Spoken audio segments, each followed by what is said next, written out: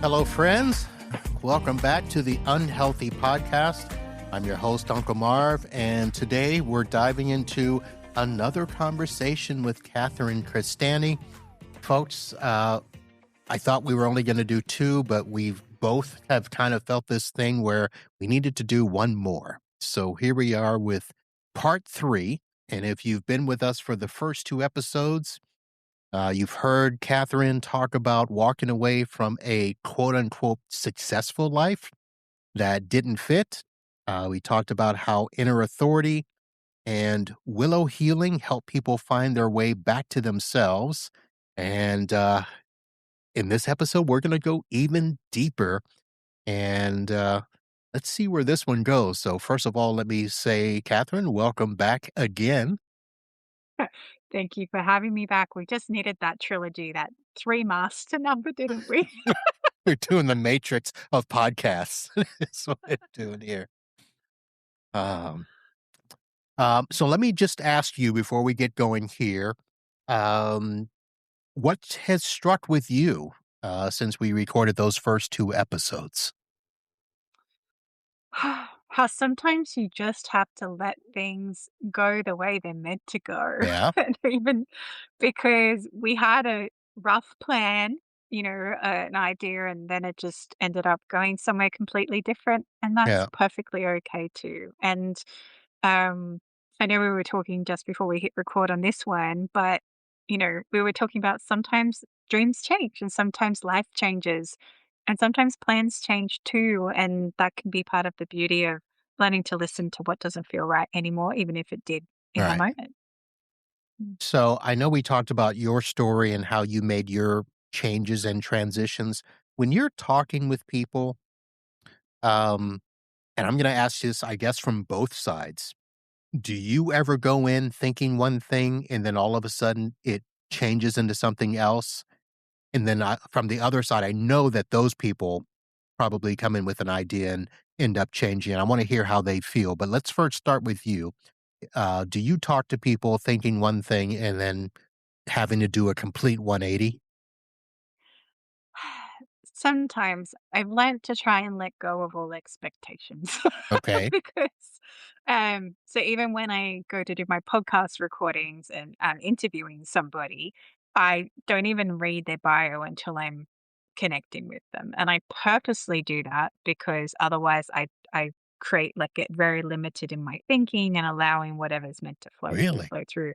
Yeah. So I do zero prep. I actually do more work after the interview when I'm just making sure the sound and everything's okay and editing and putting it together than I do actually before. And um, I am blessed with the beautiful gift that I can talk to anybody about anything at any level. So it's just um, one of my beautiful gifts, like from talking to a child, which I did for nearly 20 years, right, to an adult about genetic therapy and things like that, it doesn't matter. I will just get the information, which is just part of my intuitive gifts. But at the same time, when I have clients come to me and they have a certain thing they want to work on, and I'm like, this is what I'm getting for you instead. And they go, oh, actually, now you mention it, that probably is a bigger issue we need to talk about. I'm like, yeah, how about we go and unpack that? So I Mm, had a 77-year-old client the other week. This is what it means, never too young or too old. And she's like, look, I've just had this jealousy my whole life. Can I shift that? I said, yeah, why can't we? So we just sat there and figured out where that jealousy was coming from. And we did like this beautiful meditation. But the process, I'm so unattached to it. I just truly trust whatever is meant to come through. And then normally my clients will walk away going, wow, that was way more than what I thought I would get. I was mm. like, yeah, that's amazing. I said, I'm impressed too. Not with me, but just what happened. Well done. So Wow. yeah. All right. Yeah. Well, folks, before we get too far along, I want to make sure again, Catherine was with us for 2 previous episodes. I'll um, have links to those in case you missed it. Her website, willowhealing.org. She's also got a podcast that you can listen to. I'll have the links for that. But let me now shift us into why we're doing a third episode. And for those that some of my listeners know that have been with me for a long time. They know that my daytime job is in IT. Um, I do network support for a lot of clients, and we are now in this age of AI. We've all dealt with this age of digital noise where we are just so focused on social media and stuff. And Catherine and I were talking about, a lot of times people just simply don't have the ability to sit and listen to themselves because we're too busy listening to everybody else, watching the social medias, looking at the influencers, all of that stuff. And for some reason, we felt this was a topic we needed to discuss. So, Catherine, I guess I'll just leave that as the intro and tell me what comes to mind for you. Well, I guess that's this growing trend, which is very concerning. So, this reliance and creating AI into companions, into friends, into coaches, into therapists, or just to tell you what you need to say. And I didn't realize how big of a trend this was becoming until I think it was about 2 months ago. I was talking to another relationship coach and she was telling me that one of her clients was actually using ChatGPT to write her SMS replies to her husband. So she wasn't asking for ideas on how to reply. She was actually cut and pasting it out of ChatGPT. So it wasn't even her anymore. It Yeah. was just relying on that. And the thing is, AI makes mistakes, and I yell at my AI. I will tell you right now, and it will have bad days. My friend of mine says to treat it as the lazy employee, and I so agree. It'll have moments of brilliance, and you're like, "Oh my goodness, can you do that again?" But it cannot. So um, even though we can train it and that sort of thing, and there's this been growing thing as well, because I'm a self-published author and I also have a book with a small publishing house, but at the same time, I'm in this indie author industry. And I've noticed this trend where people are saying, "Oh, no AI." And I'm like, "But where's the line happening with that too?" Because I understand the frustration of people saying no AI books as in AI wrote the whole book. But for me, I wrote a whole novel and then had it, edited by somebody like a human, and then I didn't want a human to do the last edit, so I used AI to help me edit my whole book. I ended up culling 30,000 words. But at the same time, I had to fight with my AI to make sure my voice was still in there. Now, the problem that I'm seeing coming forward is that people are losing their voice to AI and putting their authority in the technology rather than using it as a tool to enhance what they're doing. They're using it to replace what they're doing. Right. So I come from the world where we had already seen this coming when we started adding chatbots to our websites. We started putting in automated systems for answering services that would, listen to the question and, you know, press one, that sort of thing. And I actually today fought with one. I called a company to get help with a client's website, and the machine or whatever it is actually said, "I am your AI assistant and I will help you get to the right place." And I told him what the problem was, sent me in a whole different direction. I'm like, okay, even I as a tech am so frustrated with AI that it's getting to be, in my mind, I don't want to say ridiculous because there's a lot of good things that AI is doing for us. But when it comes to dealing with us on a personal level, Mm. um, I know somebody that literally talks to AI on their way into work. And I'm like, Yeah. "That's your friend?" And this is this concern, right? That it's like we still need those human interactions. My favorite is I don't know if you probably do have them in the States, but you go to pay for your groceries and they have the self-serve Self-checkouts. checkouts. Oh, yeah, yeah. Right? And they never work. I actually don't remember the last time I managed to get through one without having to call the clerk over because apparently my bag that I brought myself was something I didn't put in there, or the weight wasn't right, or it scanned something but didn't register it, or like there's just so many issues that happen, and I remember this clerk came over in this store I was in, and I said, "I don't know what's wrong." And she goes, "Oh, I don't know either. Let me just fix that." I said, "And this is why we still need humans because you can't let it all be Yeah. computers." And I was very resistant to AI, Uncle Marv. I'm not gonna lie. I was like, I'm not having a bar of that. And then I started to learn about how much time it could save me doing certain things. Um, but the thing that I'm really adamant and, about is if I am using it to edit my writing, to make sure it still sounds like me, or to make sure it hasn't taken all my work away. Because what tends to happen, I found, is that it'll take my beautiful story, because I like telling stories when I'm writing, like my beautiful paragraphs, and turn them down to these one word or one sentence things. And I'm like, that's not what, no, I just wanted you to edit it. That's all I wanted you to do. Go back, go back. So this is where, still listening to yourself, or still doing it yourself, or still having conversations with people is so important, but also not trusting blindly what comes through to you. Like my friend and I will message each other and say, "Oh, I think ChatGPT is having a dumb day today." Or I don't know what Claude is doing. Like Right. we'll have these conversations um, rather than, really trusting it blindly. And there'll be days where I'm like, no, I'm not going to use it for the next few days because it needs a reset or something weird's going on. And then I'll come back and it'll be okay. But the danger is when people are just purely relying on that for information, or using that to make decisions about their life, or, not trusting what they're feeling.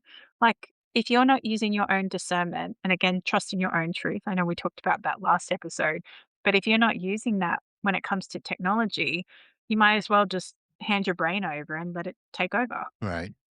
So as you were talking about that, I was trying to think about, as you were starting up and dealing with people and their relationships, you know, getting their focus off of, you know, finding other relationships to fix. They had to fix themselves. Have you run across people that are talking to you and they're actually using advice from AI Yep. Yes, about I their have. personal, like, how I don't even So, know if I could ask AI, like, how should I address this person that I'm interested in? I don't, are they really doing that? yeah, and they've saw this research coming out showing that people are using AI more for personal questions than for work-related tasks, and that's really concerning. Um, and the other side of that is people will put in this is one that still makes my head go. So you meet somebody, right? And you have a beautiful connection, beautiful relationships going really well, but you're like, "Oh, I wonder what our horoscope compatibility is." I have nothing against astrology. I just want to put that caveat in there if it's used correctly. Anyway, so they'll put their astrology details and then put the person's astrology details. And then the thing comes back and it says, "Oh no, you are the least compatible signs." So all of a sudden now they think that the relationship is doomed because it came back with this analysis of telling them they weren't compatible. Technically, my ex husband and I were super compatible, and my husband now and I are the least compatible according to our star signs, but it's not the case at all. And I'm like, I get where it means that you will understand where you clash, but if you're using that to make the decision about whether your relationship should go forward or not, that's a concern.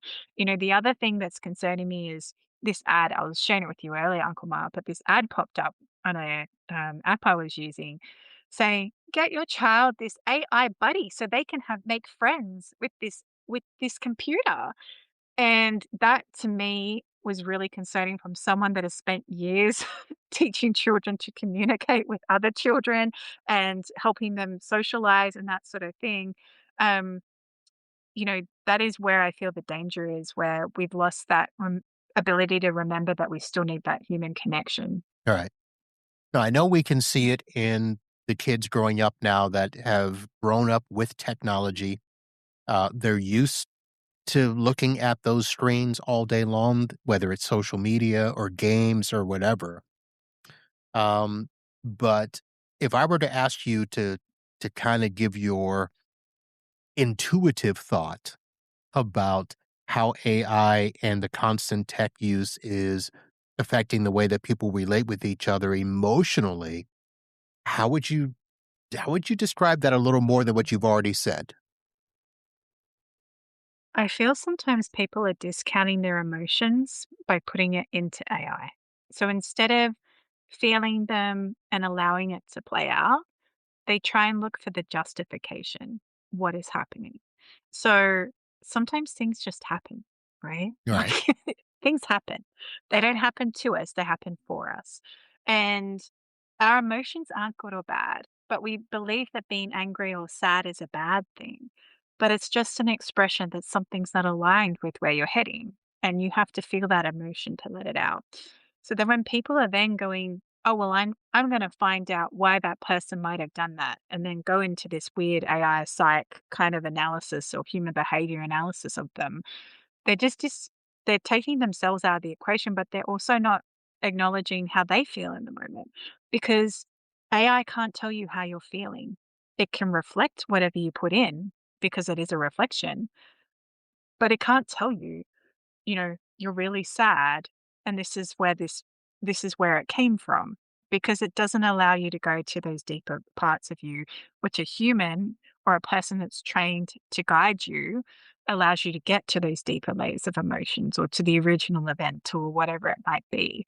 So when people are going into AI and putting, you know, how do I stop feeling sad? Or, why did this person do this to me? Or, human analyze this person's behavior or whatever it is, whatever prompt they want to put in.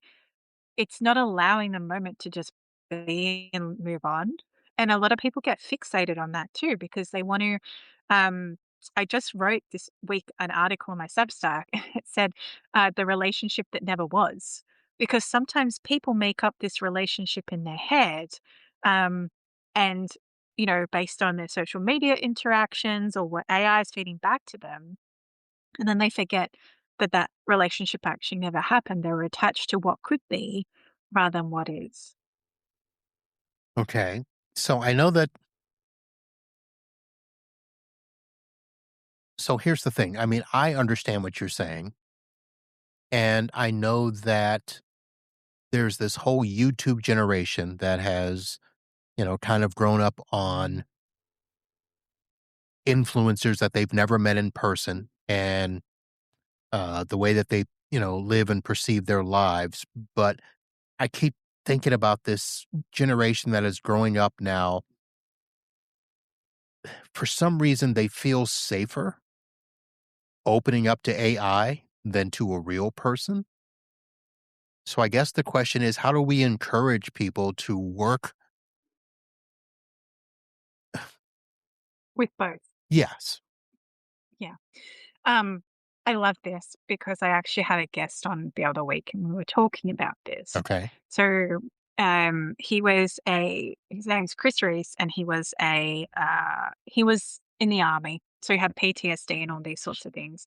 And he said what he started to do is build bots and AI agents that help people to unpack some of those things they're happy to talk about, but also at the time saying, okay, you can get further support from that.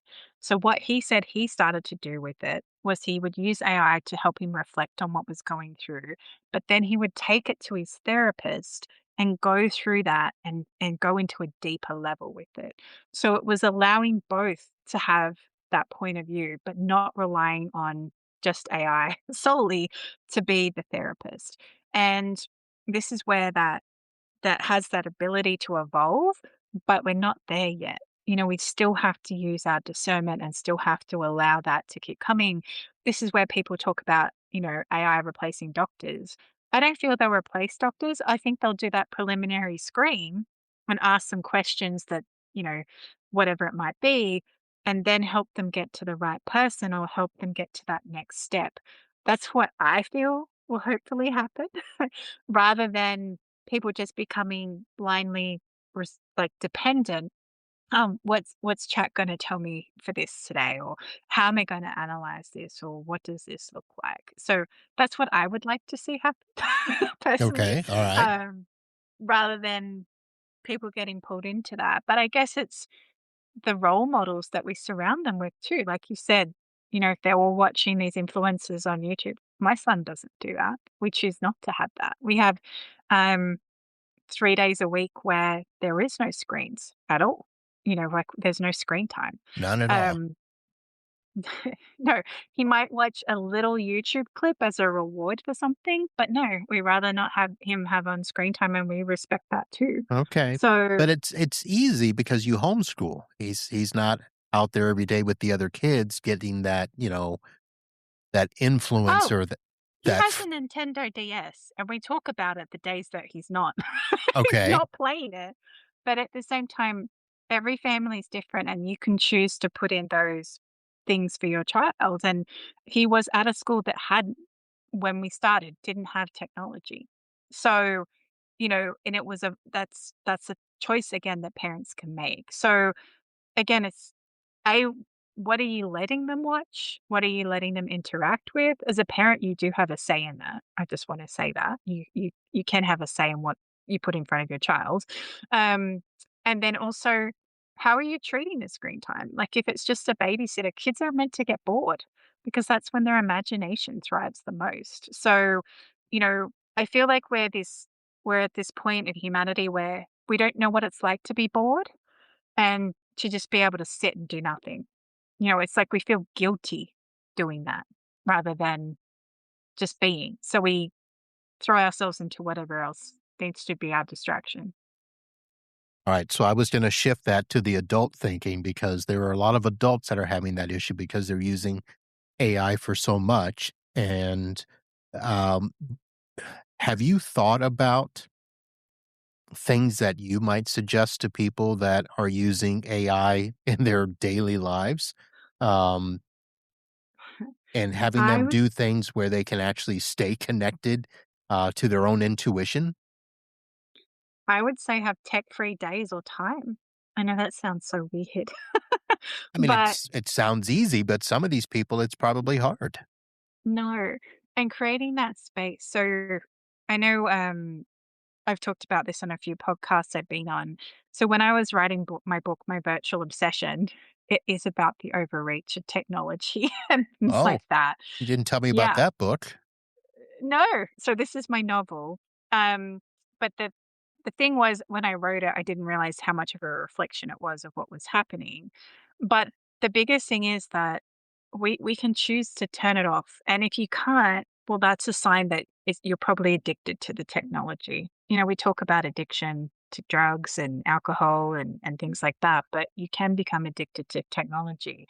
And if you want to go back and connect with yourself, go outside. It's like the quickest thing you can do with nothing. So don't go for a walk and bring your phone, right?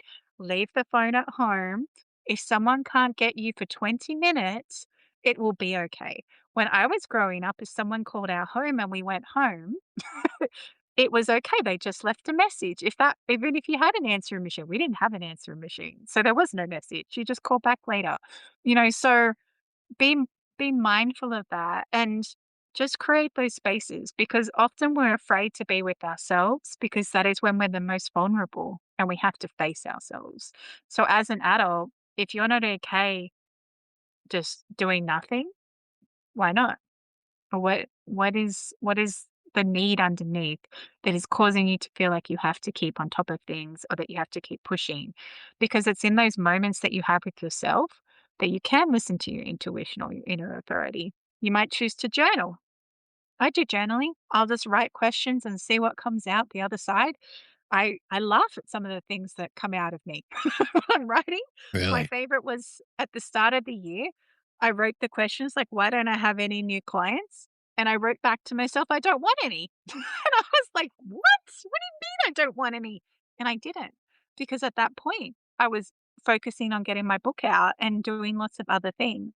So this is where, there's all these things that can come if you allow yourself just that peace.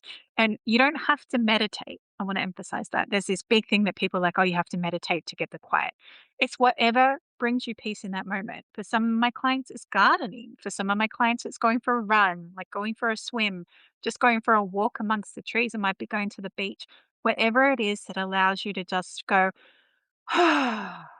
and just feel that peace, that is where you can start to listen to yourself more. Hmm. So let me go back to this book, Oh, yes. Do I uh, have a copy? My Virtual Obsession. Um, Hmm. I'll just ask, I mean, what made you come up with the idea to write that book? Was it, something you were observed while you were talking with people? Was there a little personal experience in there somewhere? I had a dream. A dream? Okay. I dreamt the whole book out as a movie, saw the whole thing, from start to finish. And then I went, I need to write this as a book. So I just started writing. And I did 15 minutes a day of writing. And within, I think it was 4 months, I'd written a whole novel, like a 90,000 word novel. And it just came. And when I started to edit it, because I kind of just went into this other state. It wasn't even me writing. I was just kind of reading the book as it was coming out of me. It was really fun way to write, I have to say. But when I got to the other side of it, I went, "Oh my goodness, this is kind of where we're heading," because people don't realize, when you fill in that form, who's getting all your information, or when you attach to that Wi-Fi, who's downloading your credentials on the other end, or whatever that might look like. And then the other aspect of the book is, when a relationship becomes an obsession, but it's not actually a relationship at all. It's what you build up in your head. So this is where these mirrors were happening, and they were all coming through in my clients that were coming through at the time, which I feel it was just my subconscious's way of channeling it into a book. And then me realizing on the other side, oh, this is what happens when you get lonely and you don't face yourself and create this whole other problem for yourself instead. Huh. Interesting. All right. So real quick, because I obviously didn't have time to go and check out the book. Um, it's called My Virtual Obsession. Where can people find it? And just real quick, give a really short synopsis. A really short synopsis. So our first of all, you can find it on Amazon, Kobo, Apple, Okay. any ebook store really, or it's on my website as well. If you would like a signed copy and you're not in Australia, just let me know. I can organize to send something to Okay. you. Not the book. You can get the book and I'll send a signature thing. But the So Clive is our self-made bachelor billionaire, and he is just sick of dating. And so his best friend buys him a VR virtual reality Mhm. dating Of course. app, and he signs in, and there's Anna, the book nerd, the perfect everything, perfect everything, ticks all the boxes, except he doesn't realize Anna, the book nerd, is actually a real person. And when he actually finds somebody in real life that actually ticks more of the boxes. And when he starts to withdraw from being online, start weird things start happening in his life. So every aspect of his life has been infiltrated, from his company to his car, to the point that he has to disappear for a while. But the first part of the book is written from Clive's perspective, and then the second part of the book is written from Anna's perspective. So we get to see into the mind of why people even get to that point of becoming a stalker, even Mm. in a virtual form. Yeah. Oh my. Yeah. Okay. Um, so let me end with this question. I know we look at AI, and from my tech perspective, I know that there are things that are really going to be good with AI. It's going to make a lot of areas much faster. It's going to be able to, you know, be the next step in automation.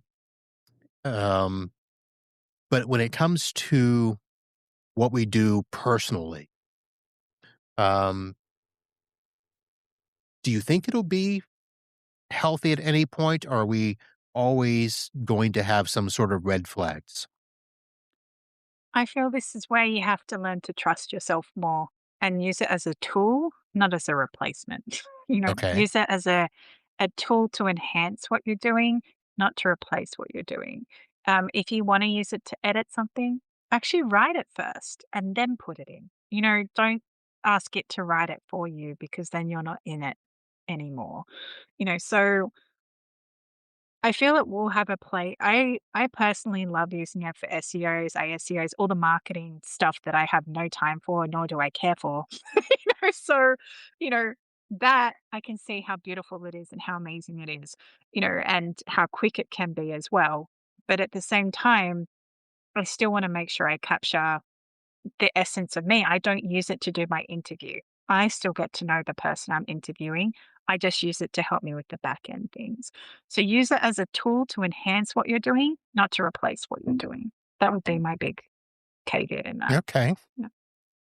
Yeah. And let me find a way to wrap this up, our trilogy, and ask you this question. So, unfortunately, I've already gone out there and used research and did background so that I could have interesting questions, although none of these were the ones that I had written down. Um, but everywhere you're described as an inner authority guide. Is that the right term? Or if not, what would you call yourself? Well, that's what I help people do, to realize that they have this authority and power within them and that they can show up and listen to themselves. And it does take courage to do that. And that is where you can choose to be a leader in your own life or choose to follow someone else's life. So, really, that inner authority comes from within inside you. And it doesn't matter if you're using technology, if you're showing up for your family, it's how do you want to show up and what is your heart telling you to do? So if I say intuition, we talked about this, it just feels woo. If we say gut instinct, well, that feels apparently okay. But this is where your gut instinct is your inner authority. It's your gut saying, yeah, let's do that or let's not do that. And trusting what's coming from inside you over what everyone else is telling you. And if you can keep learning to do that, you will find that you end up in a path on your life that you do feel content, that you do feel at peace, that you do feel you are here what you're meant to be doing rather than walking someone else's idea of what you should be doing. All right. Catherine, thank you once again for agreeing to come on for another show. I'll ask you now. Welcome. Normally, I ask you afterwards, but how did that feel? Well, that was definitely a trilogy, and we covered many, many things. So thank you for having me All for a right. third time, Uncle Marv. Yay. Catherine Crestani, everyone. And by now, you know the website, willowhealing.org. Her podcast, and now her book, My Virtual Obsession. I will find it on Amazon and put a link there for you to get.